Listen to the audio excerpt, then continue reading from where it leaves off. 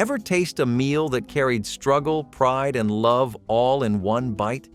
In the 1970s, African American families turned almost nothing into suppers that filled hearts as much as stomachs. How did poverty leave behind recipes that still feed the soul today? Neckbone stew was one of those meals that proved flavor did not come from money, it came from patience. Families would buy pork or beef neck bones from the butcher, the kind of scraps others overlooked, and simmer them for hours until the meat slipped right off the bone. The broth turned deep brown, rich and silky, thickened by onions, peppers, and the slow rhythm of a wooden spoon stirring love into every bubble. If you could spare a few potatoes or carrots, they went in too, stretching the meal a little further. On Sundays, the smell wrapped around the house like a warm blanket, calling everyone to the table long before dinner was served. There was no waste, no rush, just the slow comfort of a meal built on time and care. You might not have had steak or roast, but with a bowl of neckbone stew and a slice of white bread, you ate like royalty. It was food that spoke of endurance and gratitude, a reminder that flavor could bloom even in the hardest seasons. Every bite told a story of people who knew how to make something from almost nothing and still sit down smiling at the end of the day. Pig feet and beans took two humble ingredients and made them unforgettable. The pig feet were scrubbed clean, boiled soft, and left to simmer with onions, garlic, and whatever seasonings the cupboard could spare. As the hours passed, the gelatin and fat melted into the broth, thickening it into something closer to a stew than a soup. Pinto or navy beans soaked up all that smoky, savory flavor, turning creamy in the pot as they cooked. When money was tight, this was a meal that filled every stomach and left nobody hungry. The smell alone, rich, porky, and comforting, was enough to make neighbors stop by just to talk about it. Cornbread was the perfect companion, soaking up every last drop of that thick, flavorful broth. Some called it poor man's food, but everyone who tasted it knew better. It was the kind of dish that came from skill and soul, not wealth. When the plates were cleared and the pot was scraped clean, it left behind a quiet kind of satisfaction only real home cooking can give. Fried bologna. Sandwiches were the proud symbol of a working-class kitchen, simple but never dull. Thick slices of bologna hit the skillet with a hiss, the pink meat curling into little cups as it browned and sizzled in its own grease. White bread was always the choice, soft, cheap, and perfect for soaking up flavor. A smear of mustard, maybe a slice of cheese, turned it into something close to luxury for the cost of pocket change. It was food that kept you going through long days, the kind of sandwich that made lunch feel like a small victory. Parents fried them after long shifts, and kids learned early how to make one for themselves. The smell filled apartments and tiny kitchens alike, as familiar and comforting as the laughter that came after. Some called it ghetto steak, but that was said with pride, because it was hot, hearty, and real. Fried bologna was proof that happiness did not have to be expensive, just fried right and served with love. Collard greens with salt pork was the slow heartbeat of many kitchens, simmering low and steady through the day until the greens softened and the potlikker shimmered like gold. The salt pork or fatback went in first, hissing as it met the heat, releasing a scent that filled every corner of the house. Collards, washed and chopped, followed close behind, shrinking down as the hours passed, soaking up all that flavor. The meal was humble but mighty, stretching a few greens and a scrap of pork into something that could feed a family. It was the kind of dish that carried memory in every bite, of gardens out back, of hands that knew how to make do. On good days, it was served with cornbread to soak up the broth, that savory liquid loved enough to be called potlikker. It was not just food, it was faith in a bowl. Faith that even in lean times, something good could still come out of the pot. Every spoonful tasted like history, hard work, and home. Cornbread and buttermilk bowl was the kind of meal that did not need explaining if you grew up with it. You took yesterday's cornbread, crumbled it into a bowl, and poured cold buttermilk right over the top. It was breakfast for some, supper for others, and comfort for everyone who knew what it meant to make do. The tang of the buttermilk hit the warmth of the corn, turning every spoonful into something strangely refreshing. For many, it was a taste of home, one that carried the rhythm of the South and the simplicity of living close to the land.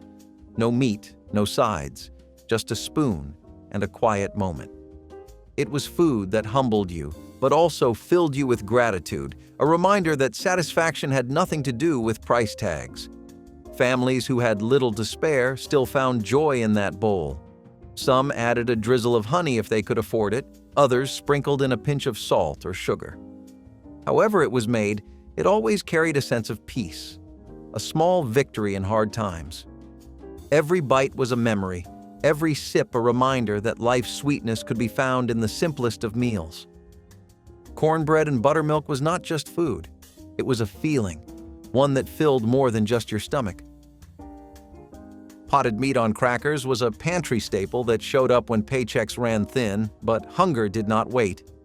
The little cans sat stacked in cupboards, cheap and dependable, ready to be opened and spread on saltine crackers with a butter knife. It was salty, oily, and oddly comforting, with a flavor that could only come from mystery meat and memory. For kids, it was an after-school snack. For adults, it was lunch between shifts. The metallic tang of the can never mattered much because it was filling, it was quick, and it was food you could count on. Pair it with a slice of onion or a few pickles, and it felt downright gourmet. Some folks even packed it for picnics or road trips, knowing it would last without refrigeration. It was the taste of practicality, not pride, but it carried the weight of care and consistency. Every bite reminded you of kitchens that made the most of what little they had and families who never let empty pockets mean empty plates. Potted meat was more than convenience. It was the story of people who survived with humor, grit, and a can opener. Smothered pork chops with gravy was a masterpiece of thrift and taste, proof that good food did not come from wealth but from wisdom. Bone-in pork chops were cheaper, so they were the kind that made it home. Dusted in flour, browned in a skillet, and slow-cooked in onion gravy, they came out tender enough to fall apart under a fork. The gravy was the real prize, poured heavy over rice or mashed potatoes to make the meal stretch farther. Families could feed 5 or 6 people from a few chops if they planned it right. The smell filled the house long before the plates hit the table, drawing everyone in with the promise of something hearty and warm. Leftovers, if there were any, tasted even better the next day. It was a dish that carried care in every stir, love in every spoonful, and dignity in every serving. It was about feeding people in more ways than one: body, heart, and hope. Smothered pork chops with gravy reminded everyone that the best kind of comfort came not from abundance, but from the quiet joy of making something wonderful from very little. Fried corn, or pan-fried corn with drippings, was how you made summer taste like heaven. Fresh corn kernels were scraped straight off the cob and cooked down in bacon grease or lard until they turned golden and sweet. The fat coated each piece, giving it a shine that promised flavor in every bite. You did not need butter or sugar because the corn and grease did all the work themselves. Sometimes a little onion or bell pepper made its way into the pan, but the heart of it stayed the same: simple, sizzling perfection. Fried corn turned a plate of beans or greens into a feast, proving that sides could steal the show. It was a dish that tasted like family reunions, Sunday dinners, and laughter echoing through a hot kitchen. You could serve it to anyone, rich or poor, and they would clean the plate. Cabbage and smoked sausage made its name as a one-pot wonder. A head of cabbage, cheap and easy to find, met a few slices of smoked sausage in a big cast-iron pan. As the sausage cooked, its fat melted into the cabbage, turning a simple vegetable into something rich and savory. A splash of vinegar or a pinch of sugar balanced it all, depending on who was cooking. It filled bellies, fed families, and left almost nothing to clean up. There was a rhythm to dishes like this: chop, stir, simmer, serve. It tasted like the kind of food that came from working hands and grateful hearts. When there was not much else in the pantry, this dish could stretch into something beautiful. It was the definition of soul food, humble ingredients transformed by skill, love, and a little smoke. Rice and red gravy was the soul of simplicity with a Louisiana heartbeat. Canned tomato sauce, onions, and a touch of seasoning turned into something that clung to white rice like velvet. When meat was short, this was dinner, warm, filling, and full of heart. The red gravy was not fancy marinara, but a down-home version made from whatever was on hand. Sometimes a spoon of bacon grease added depth, sometimes a dash of hot sauce woke it up. Every cook had their own twist, but the purpose stayed the same: make something from nothing. It was cheap, quick, and satisfying, feeding entire households for pennies. Kids learned to love it because it tasted like comfort, not struggle. You could pour it over rice and feel full, even if that was all there was. In kitchens that had seen both laughter and worry, this simple meal was proof that flavor could bloom in the hardest times. Hot water. Cornbread was a dish so simple it almost felt like a trick. All it took was cornmeal, salt, and boiling water stirred until it came together into a thick, gritty dough. You scooped it into your hands, patted it flat, and dropped it into a skillet of hot grease. The sound of it frying was music in every southern kitchen, sharp, popping, and full of promise. It crisped on the outside and stayed soft on the inside, a perfect match for greens, beans, or stews. This was not fancy cornbread baked in an oven, but its working-class cousin, born from necessity and passed down through time. It was cheap, quick, and reliable, the kind of food you could count on when there was little else. The hot water helped stretch the meal further, making the cornmeal go longer without milk or eggs. Every household had their own way. Some added a pinch of sugar, others used bacon grease instead of oil, but the heart of it never changed. It was a dish that stood firm in the face of poverty, a crispy symbol of resilience that turned nothing into something golden and good. Black-eyed peas with ham hock was a pot full of history, flavor, and quiet pride. The peas simmered low and slow with a smoked ham hock or leftover bone, turning the water into a broth rich enough to be called gravy. Every spoonful carried the taste of the South, earthy, smoky, and full of soul. People made it for New Year's Day as a sign of luck, but truthfully, it was an everyday meal for families trying to stretch what they had. Ham hocks were cheap, mostly fat and bone, but they gave life to humble peas that could feed everyone at the table. When the pot started bubbling, the smell filled the air with comfort, the kind that reached clear down to your spirit. Served with cornbread, it was a complete meal, the kind that left you grateful even in hard times. It was food born out of endurance, turning scraps into sustenance and sustenance into tradition.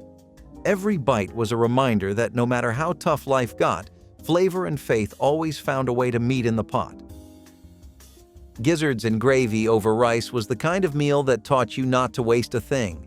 Chicken gizzards, often tossed aside by others, became the star of the plate in kitchens that knew how to cook with love instead of luxury. The gizzards were boiled first until tender, then fried in flour and smothered in a brown onion gravy that stretched for miles. When poured over rice, it made a hearty, filling meal that could feed a crowd without emptying a wallet. The gravy soaked into every grain, making even plain rice feel special. Families knew how to make a little go a long way, and this dish was proof of that. The smell alone could pull people to the table before the food was even ready. It was tough food for tough times, but it tasted rich, soulful, and comforting. There was something sacred about how a cast iron pan, a few gizzards, and a cup of rice could come together to feed both the stomach and the spirit. Macaroni and cheese with powdered cheese was the definition of comfort when comfort had to come cheap. Elbow macaroni boiled soft, drained, and mixed with government-issued cheese powder, or the famous boxed kind that defined 1970s kitchens. Milk, sometimes watered down, stretched it farther, and a spoon of margarine made it shine. Families made big pots of it because it filled everyone up for little money, and if you were lucky, you might get a sprinkle of real shredded cheese on top before it baked. It was creamy, salty, and warm, the kind of food that glued everyone to the table for seconds. For many, it was one of the first things they learned to make, a dish that carried pride even when made from handouts.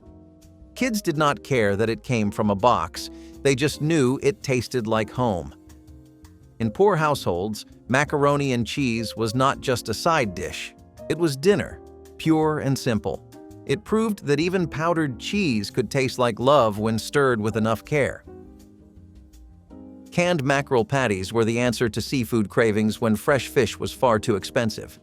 The oily mackerel came packed in small cans, bones and all, ready to be mashed with eggs, onions, and breadcrumbs. Formed into patties and fried in a bit of grease, they came out golden brown and crisp on the edges, with just enough salt to keep you reaching for more.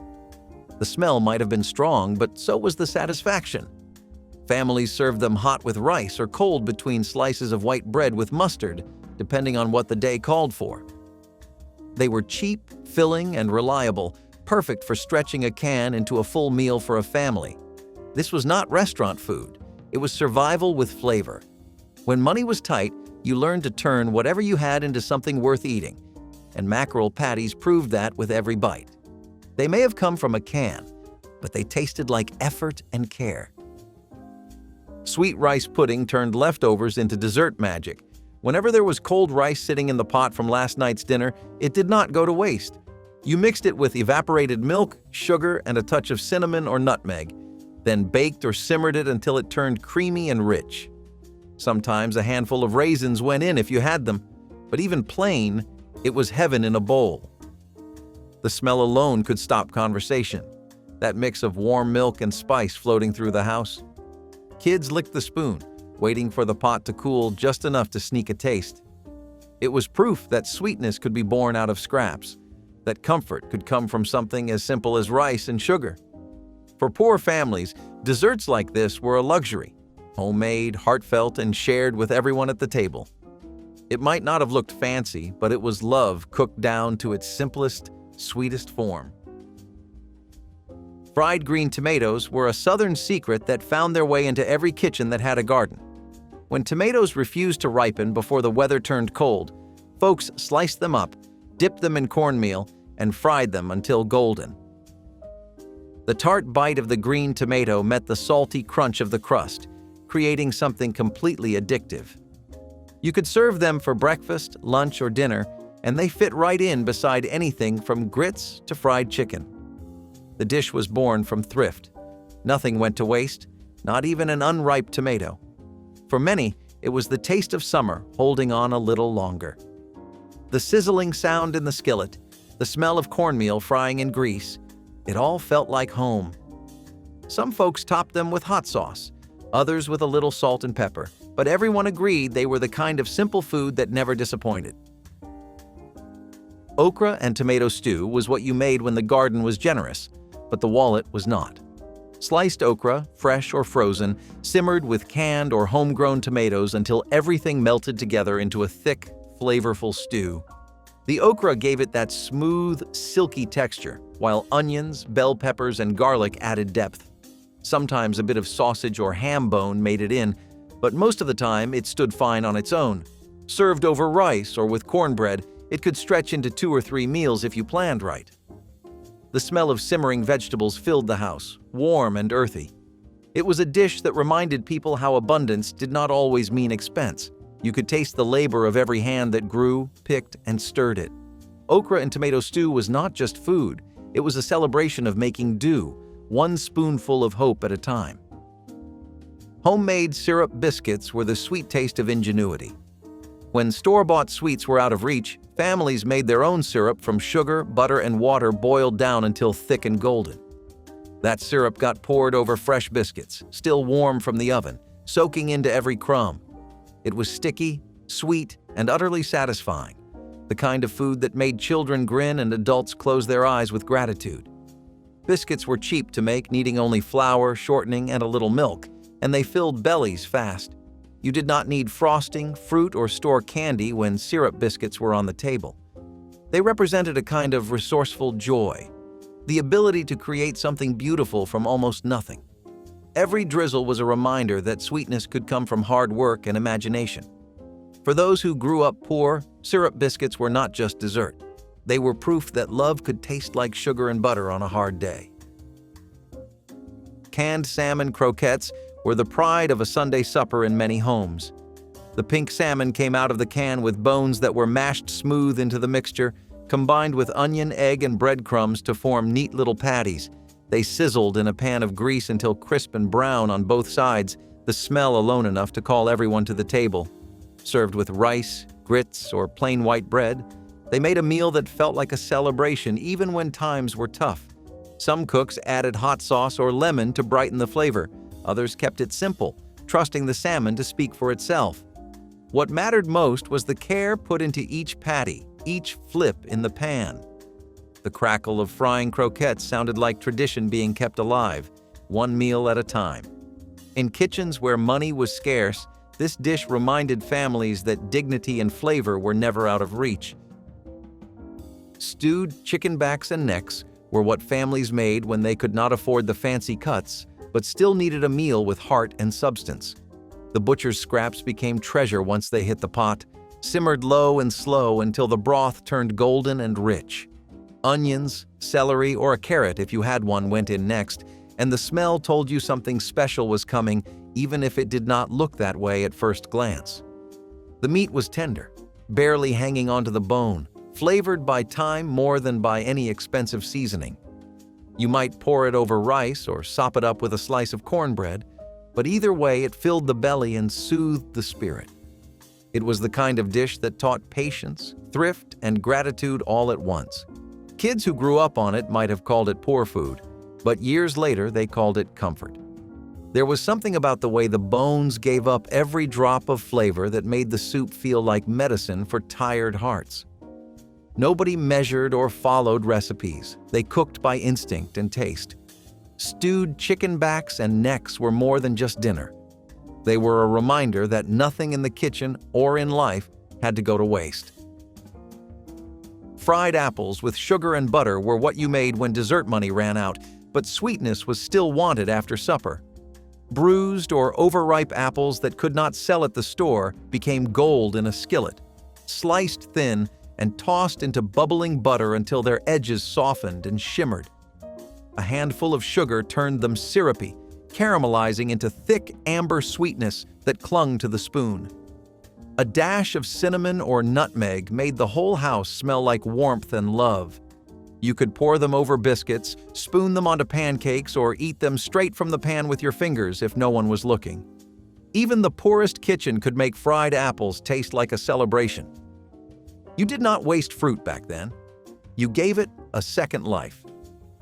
This was how families created comfort out of scraps and turned ordinary ingredients into something memorable. The flavor was sweet, buttery, and familiar, a soft taste of home that lingered even after the last bite. Fried apples reminded everyone that joy could be found in the simplest of moments, and sometimes that was more than enough. Pinto beans with cornbread was a staple so common it was almost sacred. Dried pinto beans soaked overnight, then simmered all day with a scrap of ham bone, salt pork, or bacon grease, turning the broth thick and smoky as the beans softened. The smell drifted through the house, low and steady like a heartbeat, while a cast-iron skillet of cornbread baked in the oven beside it. The crust came out crisp and golden, the inside soft enough to crumble right into the beans. It was a meal that asked for little but gave plenty, warmth, fullness, and peace at the end of a long day. You did not need meat or sides, just a bowl and a spoon. Beans filled you up, cornbread grounded you, and together they felt like home no matter how lean the week had been. Poor or not, when your bowl was full, you felt rich in all the ways that mattered. It was food that stretched across generations, feeding hearts and bellies alike. Pinto beans and cornbread proved that sometimes the simplest meals are the ones that last forever. Cracklin cornbread turned an ordinary side into something close to a feast. It started with basic cornbread batter, cornmeal, buttermilk, and eggs. But then came the twist that made it special: bits of fried pork skin and fat known as cracklings. They were salty, crunchy, and full of smoky flavor, folded right into the batter before baking. As it cooked, the kitchen filled with a smell so good it made everyone drift toward the oven. The cracklings sank into the bread, leaving little golden pockets of crisp richness surrounded by soft, buttery crumb. Served warm from the skillet, it paired perfectly with greens, beans, or soups, soaking up every bit of broth on the plate. Every slice carried the story of resourceful cooks who refused to waste even a scrap. It was the kind of food that turned necessity into art, made from what others might have thrown away. Cracklin cornbread was simple, satisfying, and proud, proof that soul food was about more than survival. It was about making beauty and flavor out of whatever life handed you. Molasses bread was the taste of thrift sweetened with patience. Sugar might have been too expensive, but a jar of molasses could stretch through weeks of baking. Thick, dark, and sticky, it gave the bread a rich flavor and a hearty texture that filled you faster than white loaves ever could. Made with whole grain flour and a splash of buttermilk, it was dense enough to keep you going through long workdays. Sliced thick, it was perfect for breakfast with butter or as a side to soups and stews. The scent of molasses baking in the oven filled the house like a warm blanket. It was old-fashioned nourishment at its best, sturdy and satisfying. Families baked it in tin pans and stored it under towels to make it last. Even when times were lean, molasses bread brought sweetness that could not be bought, only made with steady hands and strong will. Fried cabbage with onions was a meal born from the skillet and stretched by imagination. A single head of cabbage could feed a family when mixed with sliced onions and fried down in grease until tender and golden. The sizzle filled the air with a smell that promised something hearty was on the way. It was fast, cheap, and comforting, the kind of meal that made a simple table feel complete. A pinch of salt, maybe a little pepper or vinegar if you had it, was all it needed to bring the whole dish together. Fried cabbage carried the spirit of making do with what you had, and doing it proudly no matter how little there was in the pantry. Sometimes a few pieces of sausage, bacon scraps, or leftover fatback joined the mix, but it was just as good on its own. Served hot beside cornbread or rice, it made hunger disappear without ceremony and reminded folks that flavor comes from care, not cost. In every bite was a quiet lesson in simplicity, resilience, and the art of survival passed from hand to hand and pot to pot. Boiled potatoes with fatback might not sound fancy, but they were pure comfort simmered in a pot. You peeled and chopped the potatoes, tossed them into boiling water, and dropped in a thick strip of fatback that melted slowly, releasing salt and smoke into every bubbling inch. The smell filled the house long before it was ready, promising warmth and satisfaction on even the leanest nights. Plain potatoes turned rich, flavored by the kind of patience that only comes from necessity. It was simple food, but it worked hard, filling stomachs, stretching supplies, and teaching the value of flavor built from almost nothing. Some families added onions or a handful of greens, others just stirred and waited, grateful for what was there. When it was done, the broth was too good to waste, so every drop was sopped up with bread or cornbread until the pot shone clean. There was no shame in food like this, only gratitude.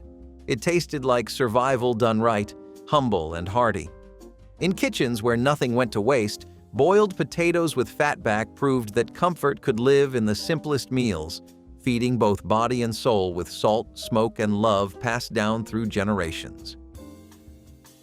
Sweet potato pie with evaporated milk was dessert made from leftovers and love, the kind of sweet you could count on even when money was tight. Leftover sweet potatoes from dinner were mashed smooth and mixed with sugar, eggs, spices, and canned milk. Ingredients simple enough to stretch but rich enough to feel special. As it baked, the air turned warm with nutmeg, cinnamon, and browned sugar, that unmistakable smell that meant something good was coming. The evaporated milk gave the pie a silky texture, creamy without the cost of fresh cream. Every bite was soft, familiar, and deeply comforting. It was rich but never showy, the kind of dessert that belonged on every Sunday table and every church social. Families passed the recipe by memory, not by paper, trusting hands to measure and hearts to know when it was right. It was pie for the people, built from scraps, faith, and tradition.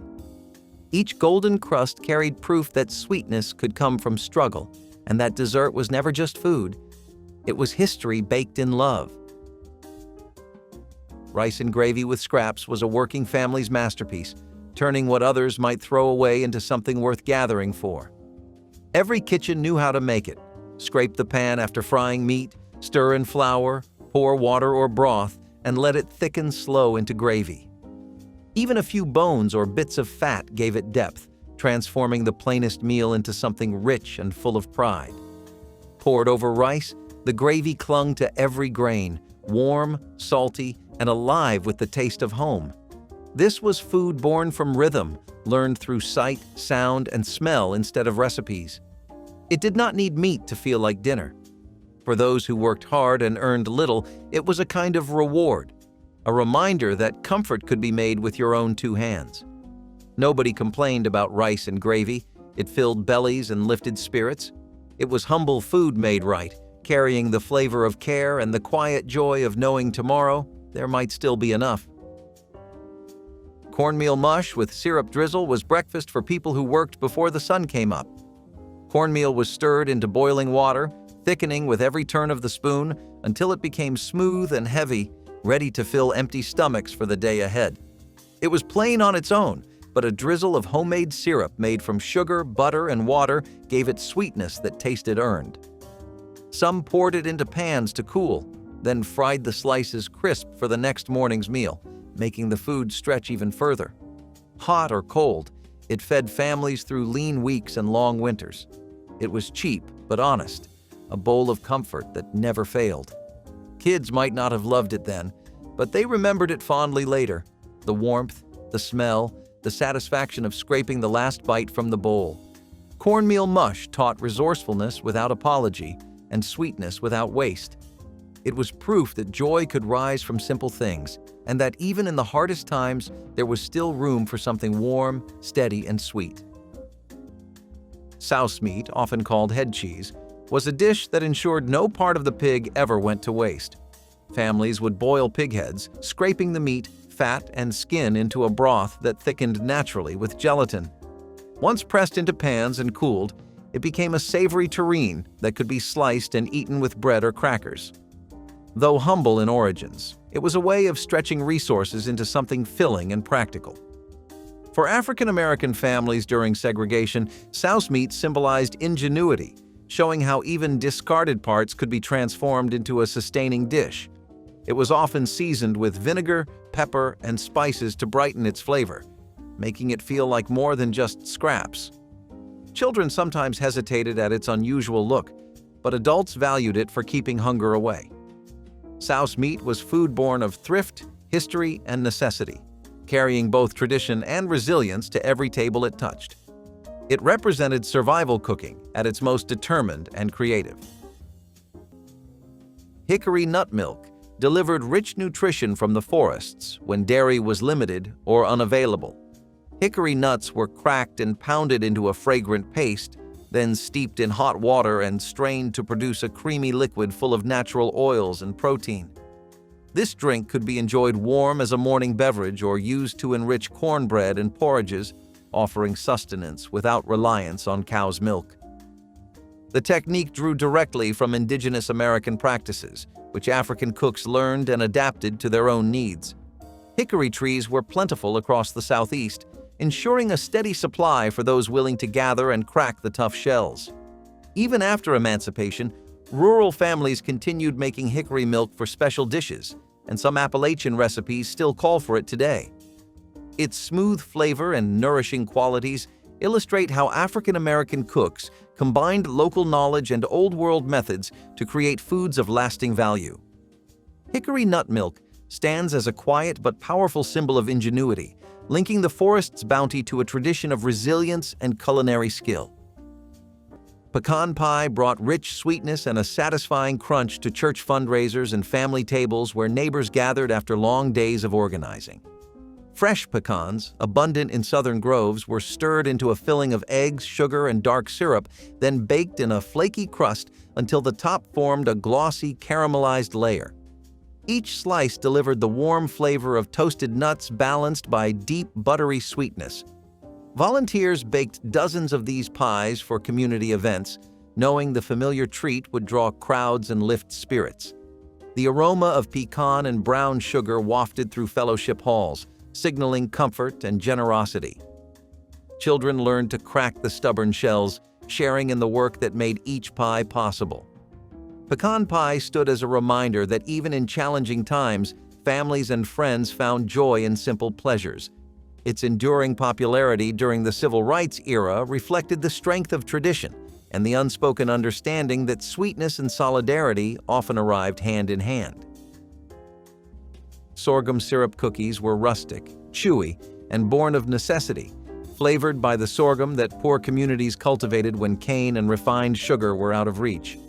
Sorghum grew well in southern fields, and its thick, dark syrup became a staple sweetener. Housewives stirred it into flour, lard, and eggs when available, baking cookies that were humble but satisfying. Children loved them because they offered sweetness in a world where candy was rare. They traveled well, too, carried in lunch pails to school or into the fields for long days of work. The strong, earthy flavor of sorghum gave the cookies a distinct taste tied to the soil and struggle of the South. They were never luxurious, but they symbolized how families took pride in making something special out of very little. Though sorghum syrup has faded from most kitchens, these cookies remain a piece of history, a reminder of resilience baked into every bite of survival sweetness. Cracklin cornbread muffins were handheld bites of survival, made by folding pork cracklings into cornbread batter and baking them in tins. Cracklings were simply leftover bits of fried pork skin and fat, often saved after rendering lard. Adding them to cornbread turned a simple bread into a protein-rich, filling snack that could serve as both side and meal. For families struggling through segregation, muffins like these were portable, affordable, and deeply sustaining.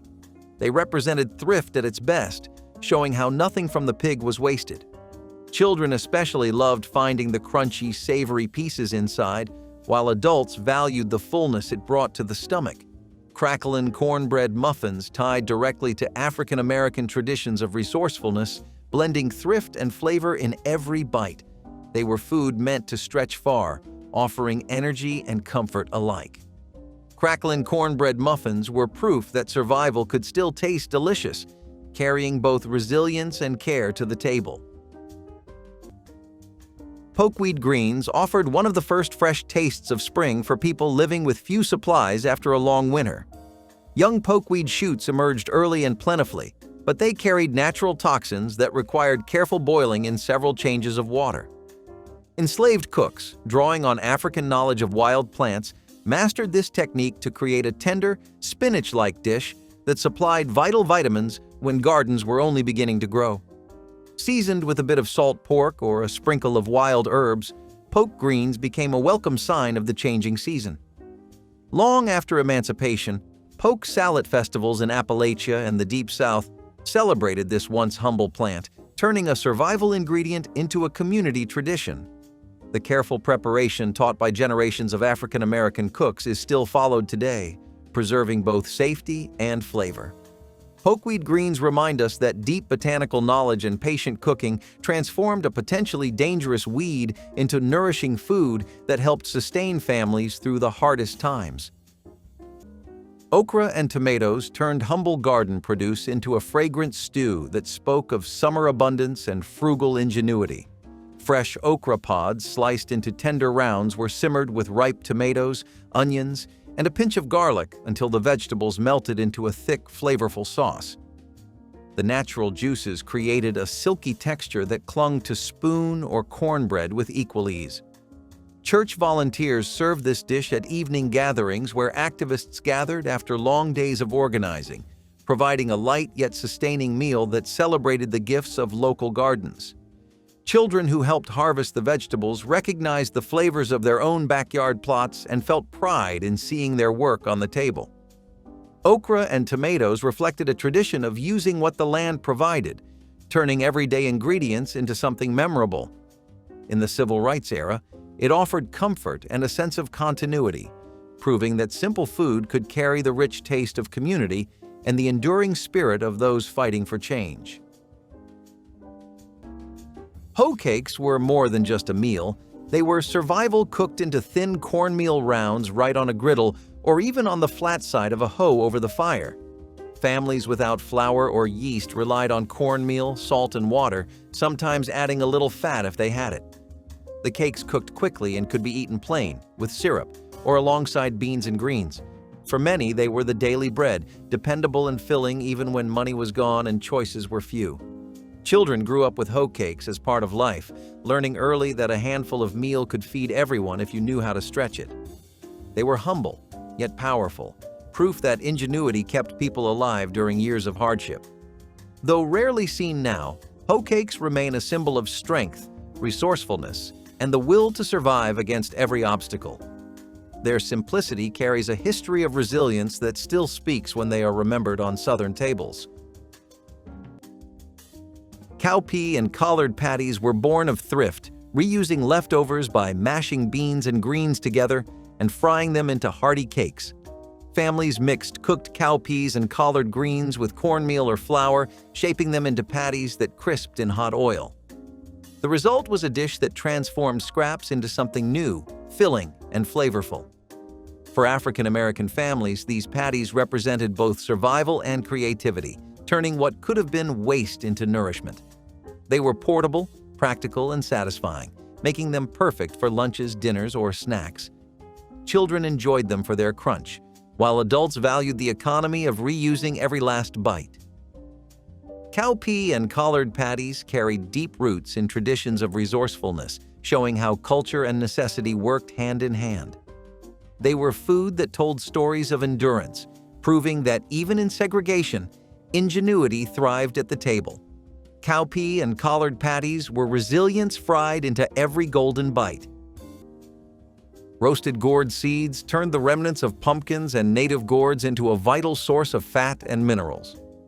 After the flesh was cooked for soups or pies, seeds were washed, lightly salted, and spread near the hearth to dry before roasting. This simple preparation produced a crunchy, nutrient-rich snack that stored well through the winter and could be ground into meal or used to thicken stews. Similar seed roasting traditions existed across West Africa, where pumpkin and melon seeds were prized for both flavor and nutrition, and those techniques crossed the Atlantic with enslaved people. Over time, roasted pumpkin seeds became a familiar autumn treat in American households, sold at fairs and enjoyed during harvest celebrations. The practice illustrates how African culinary memory merged with indigenous crops, creating a food that moved from necessity to seasonal pleasure. Roasted gourd seeds continue to appear in modern kitchens and farmers markets, carrying with them the history of careful saving and the resourceful spirit that turned every part of the plant into nourishment. Homemade Brunswick stew was a true community affair, often prepared outdoors in enormous iron pots that simmered for hours as neighbors gathered around the fire. The stew combined a variety of meats such as chicken, rabbit, or pork with tomatoes, corn, and lima beans, creating a rich, thick blend that could feed a crowd. Volunteers took turns stirring the heavy pot, the smoky aroma drawing people from blocks away to share in both the work and the reward. This hearty dish was perfect for fundraising events and celebration dinners following successful rallies or voter drives. Children watched eagerly as the stew thickened, knowing they would soon receive generous bowls of the flavorful mixture. Brunswick stew symbolized unity and cooperation, requiring many hands and patient attention to reach its full potential. During the civil rights era, it nourished both the bodies and spirits of those working for change, reminding everyone that progress often grows from shared labor and the comforting warmth of food cooked together in fellowship. Cane syrup sweet potatoes were a dish that turned the simplest root vegetables into something rich and satisfying. Farmers harvested sweet potatoes by the bushel, storing them through the winter as one of the few dependable crops. To stretch them, cooks baked them in thick cane syrup, which caramelized into a glossy coating that clung to the slices. The syrup added both sweetness and calories, vital in times when food had to work hard to fill hungry stomachs. Families often ate them as a side, though sometimes the dish stood alone as a meal when meat was too costly. Children looked forward to the sticky, sweet flavor, a rare treat in days when dessert was not guaranteed. Cane syrup was local and affordable, making it a lifeline for many Southern households.